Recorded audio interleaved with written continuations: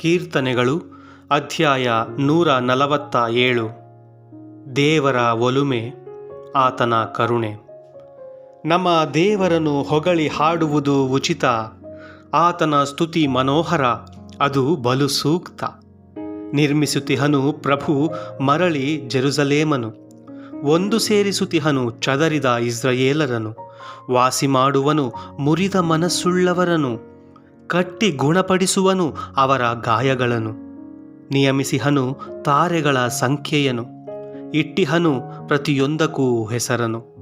ನಮ್ಮ ಪ್ರಭು ಘನವಂತ, ಪರಾಕ್ರಮಿ, ಅಪರಿಮಿತವಾದುದು ಆತನ ಜ್ಞಾನ ನಿಧಿ.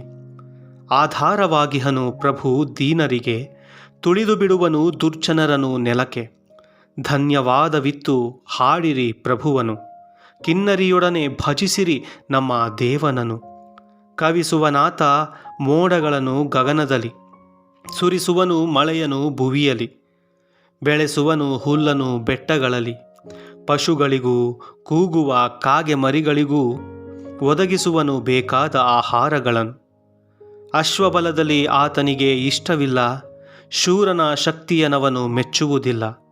ಮೆಚ್ಚುವನಾತ ತನ್ನಲ್ಲಿ ಭಯಭಕ್ತಿಯುಳ್ಳವರನು, ತನ್ನ ಛಲ ಪ್ರೀತಿಯಲ್ಲಿ ಭರವಸೆಯುಳ್ಳವರನು.